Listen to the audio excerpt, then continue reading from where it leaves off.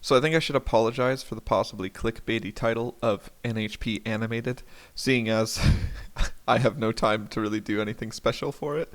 Um, I wanted to kind of add like more slides in to the mix rather than it just being the thumbnail the whole time. But then now it's turned into an NHP After Hours because it's about 5:30 p.m. as I'm recording this, which is 12 hours late. So I guess we have that to go for it. It's something special because it's coming out late. But yeah, roll that theme song, Peter.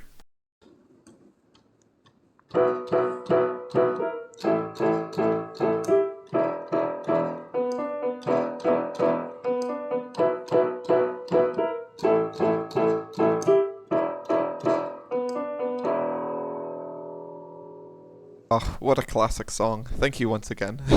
um, so we only got about five to go through today, so it's actually quite a quick episode.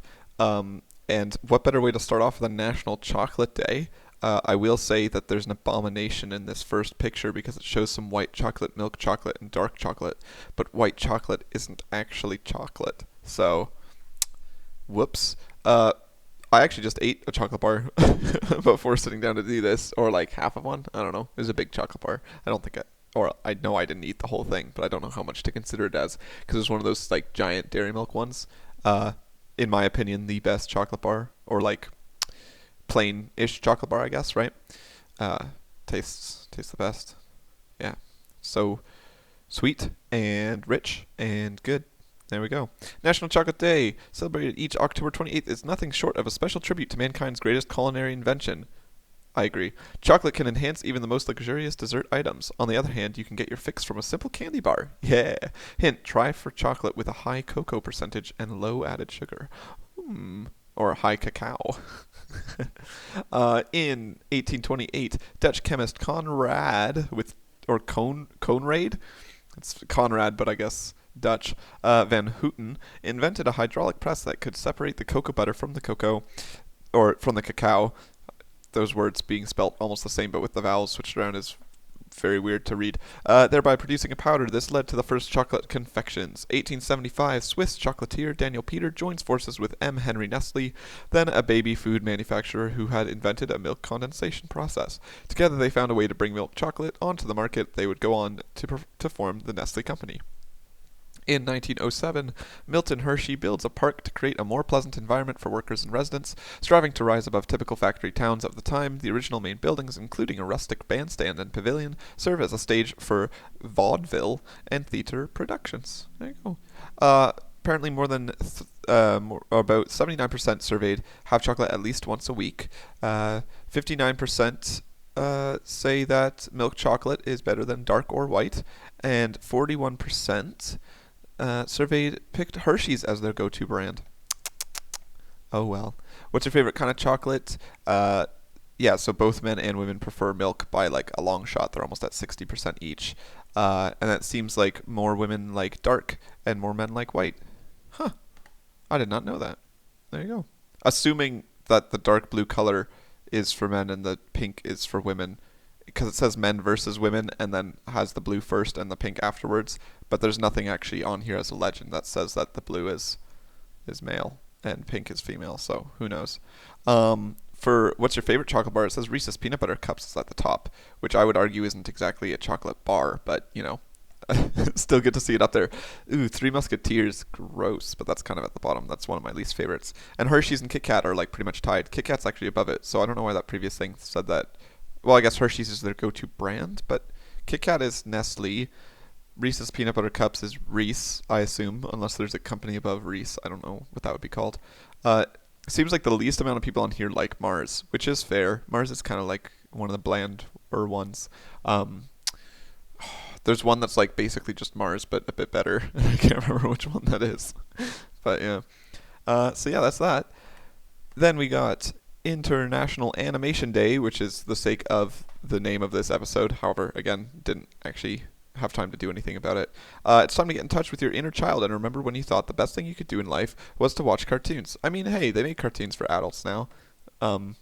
And, well, okay, cartoons for adults and cartoons for adults. So we're going to move on from that thought. 1908, Emily Yeah, I think that's pronounced Emily and not Emile. Oh wait, shoot, there's like an accent on the first E. Who knows how this name is pronounced? It's going to be Emily. Emily Cole creates the first animated film using what we now consider to be traditional animation methods. It might be Emile. I have no idea. Brothers begin to build in Burbank. 1923, Walt and Roy O. Disney found the Walt Disney Company in Burbank, California. 1955, The Gumby Show, starring a green clay humanoid with a slanted head, premieres on NBS. I recall that show existing. Don't know if I've ever watched it, though.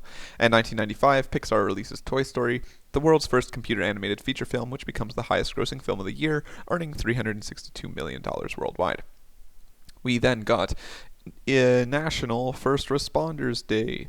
Recognizes the heroic men and women who make it their business to take immediate action when disaster strikes. Not sure what a first responder does? Just think about 9/11 for a moment. Firefighters, police, paramedics, and more rushing into lower Manhattan. Whether you've had your own emergency or not, it's not hard to understand and appreciate the dangerous and difficult work they do. I think that's the first mention of some disastrous catastrophe on here. A disastrous catastrophe. Because I kind of refrain from talking about things that led to people's deaths as a way to just be a bit chill. But nope, this website has other things in mind. 1980, UCLA and Eastern Kentucky University are the first to invite national accreditors to review their EMT programs. 1970s, health experts begin to theorize that more could be done in out-of-hospital settings, including advanced airway management, vascular access, and medication administration. This leads to the creation and implementation of the Emergency Medical Technician Paramedic EMTP curriculum. There you go. And September 27th, 2017, the state approved a bill honoring every first responder. Woohoo! It's also National Immigrants Day. The United States of America is known as the world's melting pot. I don't know what that means, but I might tell me. And every year on October 28th, National Immigrants Day gives us a reason to reflect on just how unique that distinction is among the world's 195 sovereign nations. As Americans, we are proud, it says, but I'm not American, so just take this with a grain of salt because it's not actually my feelings. Of their long history of welcoming immigrants from all parts of the world and value their contributions that add zest to their nation's blend of cultures, customs, and traditions. I think that's the first time where it's like actually stated in terms of like we and our rather than just they. But I don't know. First National Immigrants Day was in 1987. Ooh, Ellis Island closes in 1954. A Norwegian merchant seaman named Arne Peterson is released, and Ellis Island officially closes as an immigration station. Okay. Oh, here we go. 1890. President Benjamin Harrison designates Ellis Island to be the nation's first federal immigration station. I see. So there we go. 1907. 1.25 million immigrants are processed this year at Ellis Island, a record number that holds for 80 years. Wow. It's a long time. It's also Ohi Day in Greece, possibly Ohai, also known as Oxy Day or Oki Day, Ochi. Man, so many pronunciations, so many words, so much to do. Is commemorated each year on October 28th in Greece and Cyprus, and by all the Greeks living around the world. This day is celebrated in remembrance of the moment when the then Prime Minister of Greece, Ioannis Metaxas, refused to let the Italian troop enter Greece's border on October 28th, 1940, during the Greco-Italian War. This one guy was just like, no. And they were like, okay. And that was that. That's how it happened. Mid-1930s, the Prime Minister of Italy instates a foreign policy and occupies Albania. September 1939, the Second World War begins, and the Italians accelerate their preparations to attack Albania. 1940, the Italians invade France, Britain, Somaliland? Is that how that's pronounced? Okay, and Egypt. And October 1940, Mussolini, the Italian Prime Minister, gives an ultimatum to Greece's Prime Minister, which is rejected. Ooh, rejecting the ultimatums. Good way to go that. Reject those old tomatoes, as it said. So for birthdays, we got Bill Gates, the American business magnate.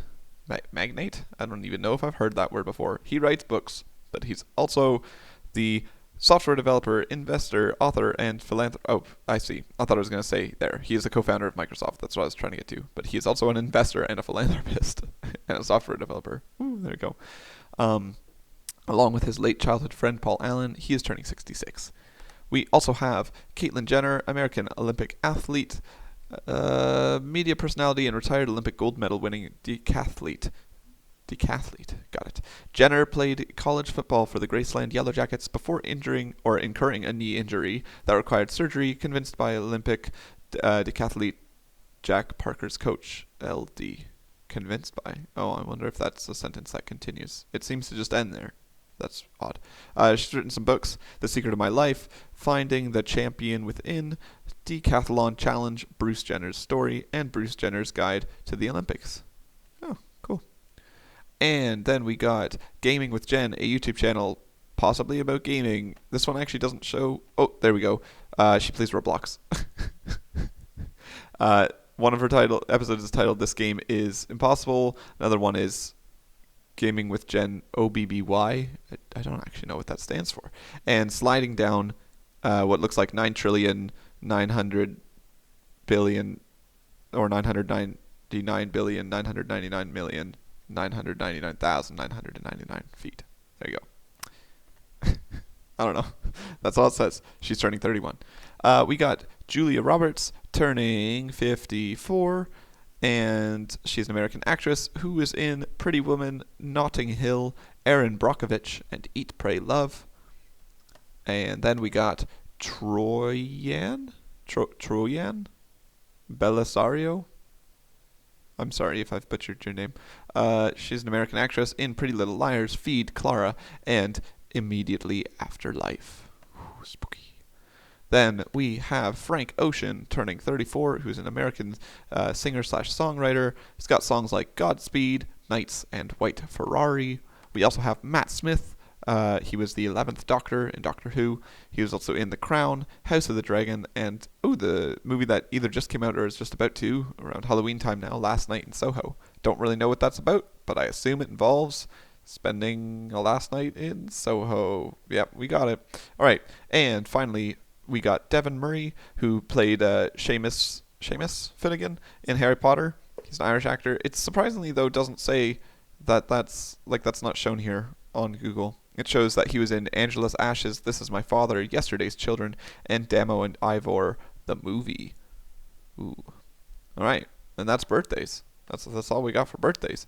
And then, coming up after that, we have random Wikipedia stuff. 1516, the Second Ottoman Mamluk War. Mamluks failed to stop the Ottoman advance towards Egypt at the Battle of Yonis Khan.